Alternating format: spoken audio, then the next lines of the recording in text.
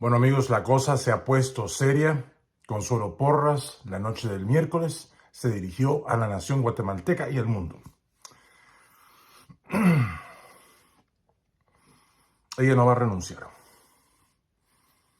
Ella no reconoce la autoridad del gobierno del doctor Bernardo Arévalo, porque por un lado dice que es la autoridad máxima del gobierno, pero por el otro lado dice que la Carta, la Constitución, dice que su ministerio público es autónomo del gobierno de Arévalo. Es más, que dice que Arévalo no tiene la base jurídica de pedir ni menos de insistir en la renuncia de Consuelo Porras. Y es más, la doctora dice que ella no va a renunciar.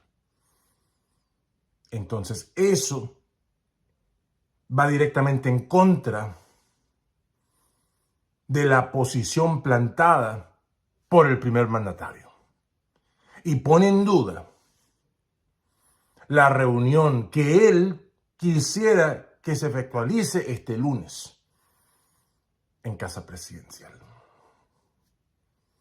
Es decir, ¿para qué en la mente de Consuelo Porras ella va a asistir a una reunión con una persona que ni es su superior, ni puede pedir su renuncia, ni en realidad ella reconoce como el presidente?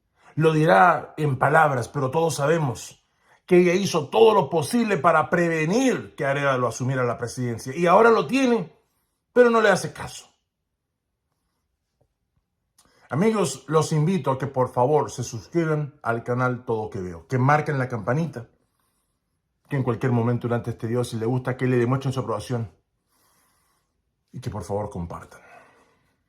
Guatemala se encuentra en una crisis política quizás peor de la que el país vivió por los últimos 4 o 5 meses. ¿Por qué? En ese momento se trataba del presidente Alejandro Yamatei, si iba a entregarle el poder al doctor Bernardo Arévalo, si se iba a quedar como dictador, si iba a huir, etcétera, etcétera, etcétera. Gracias. La diferencia aquí es que Consuelo Porras no le faltan unos meses, ni menos unas semanas, ni menos unos días. Ella, al dirigirse a la población, y lo hizo de la sede del Ministerio Público sabiendo que era en vivo. Ella sabe el poder que tiene. La única otra persona que se estaba dirigiendo a la nación esa noche en vivo era el presidente de la República Gloriosa de Guatemala. O sea que ella tiene el mismo acceso al público a través de las emisoras de televisión, de radio cibernética. Y ella le dijo al presidente, al pueblo guatemalteco y al mundo que ella planea servir los 4 años de mandato que tiene.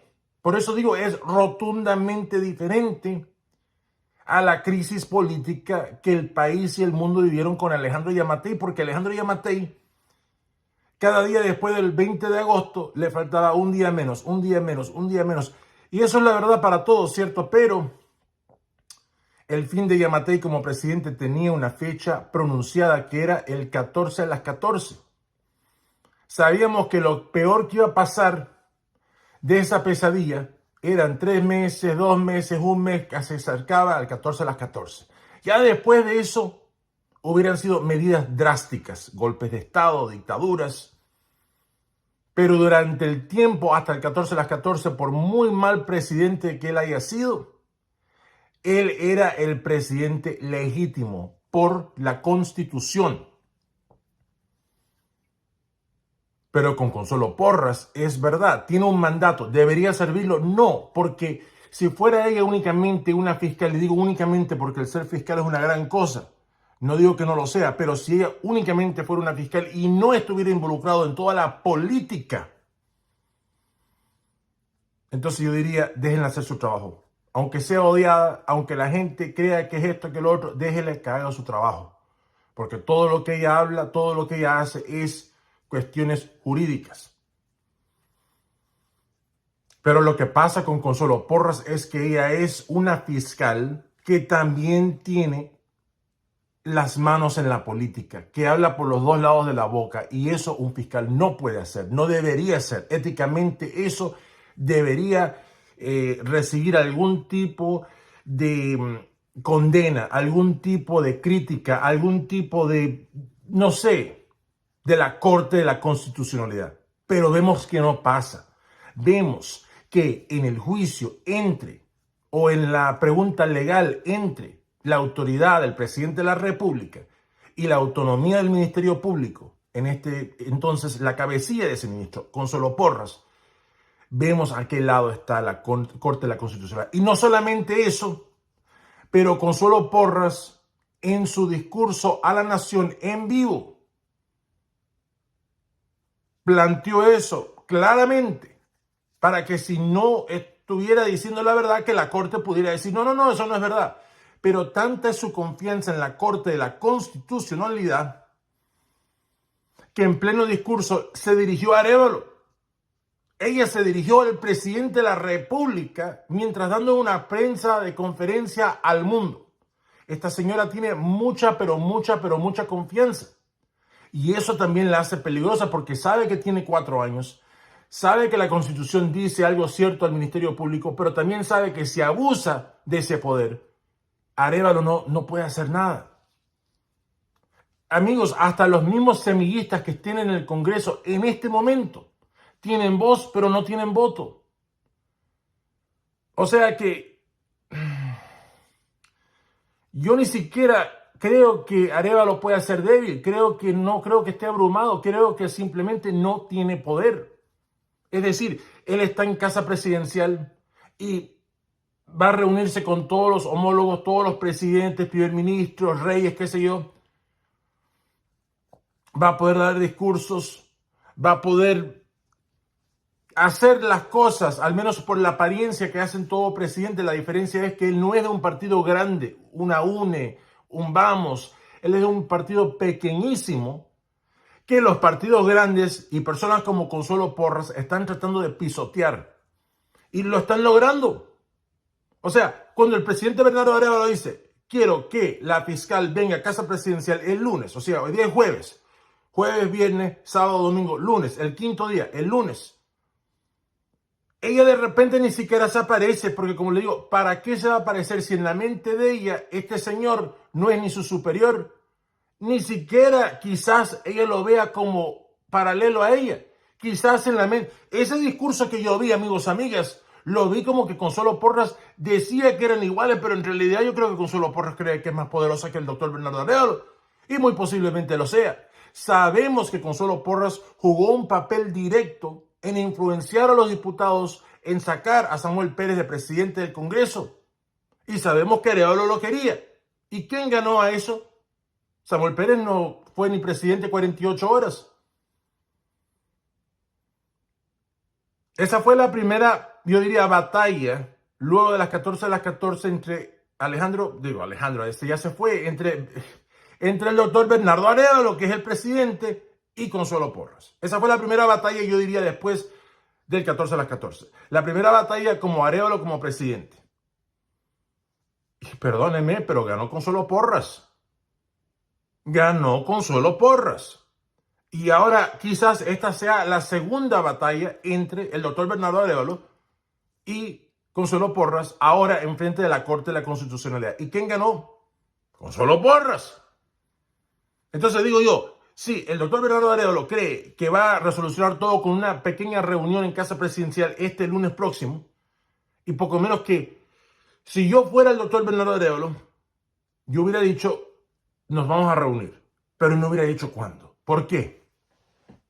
No por no ser transparente, pero porque ahora Arévalo ha dicho, hasta de una posición prepotente, y en realidad no es prepotente porque él es el presidente de la República. Pero él poco menos que ha ordenado a Consuelo Porras aparecer en su despacho el lunes. Y Consuelo Porras, la manera que se expresó, no lo reconoce. Lo reconoce, vaya, en palabras, pero de hechos y de las posiciones que planteó. Ella no lo reconoce ni creo que como un igual. Ella son dos mundos separados. Entonces, como le digo, la primera batalla fue por Samuel Pérez, la ganó Consuelo Porras. La segunda batalla fue si Arévalo tenía el derecho legal de insistir que renuncie. ¿Quién ganó? Consuelo Porras. Ahora, si no se presenta el lunes, el doctor Bernardo Arévalo va a parecer impotente. Va a parecer como una persona que dice cosas, que puede ser que quiera que se logren cosas y las cosas no se logran.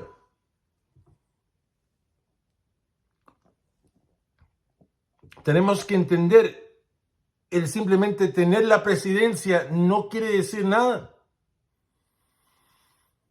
Esta gente no van a soltar su poder. Hasta cuando el pueblo elige diputados, esta gente mala ni siquiera deja que esos diputados asuman sus posiciones, tanto sí, que tienen voz pero no tienen voto. Entonces, y la verdad es que si esos partidos fuertes, grandes, ricos, van a escoger entre dos líderes, entre Consuelo Porras y el doctor Bernardo Arévalo, ya lo han hecho 1, 2, 3, 4, 5 veces, escoger a Consuelo Porras. Pero el doctor Bernardo Arévalo no la puede tratar como terciopelo, no la puede tratar a punta de pie, porque entonces ahí él parece débil. Ahí él parece como un presidente abrumado. Pero el doctor Bernardo Arévalo está en una posición muy, pero muy precaria. Invito a personas que conozcan la política y más todavía la historia de Guatemala a, por favor, dejar un comentario. Porque esto verdaderamente es ahora una crisis constitucional. Aquí no estamos hablando de golpes de Estado, no estamos hablando de policía antimotines, estamos hablando de una crisis constitucional. Y es una crisis de la cual yo creo que la creó gran parte Consuelo Porras y Consuelo Porras va a ganar. Y eso para mí es desastroso, porque si Arévalo aparece ser un presidente impotente o un presidente tibio, él no es tibio, él quiere hacer cosas, él tiene todo deseo de hacer las cosas. Lo que pasa es que no tiene el poder para hacer las cosas. Y el simplemente ser el presidente, ese es poder en papel. Pero en la actualidad no tiene poder. Mire que el presidente de la República, las primeras cosas que hace, nadie se las critica.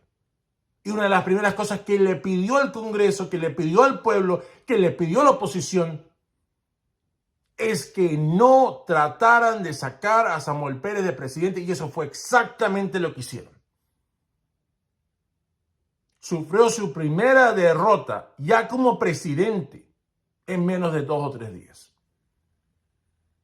Recuerden que todo esto en el Congreso pasó el 16 y se terminó el 17, 18 por ahí. Estamos hablando de 2, 3, quizás 4 días después de que Arévalo es presidente, y ya su primera derrota a las manos de la oposición, que supuestamente perdió la presidencia, pero que siguen mandando el país.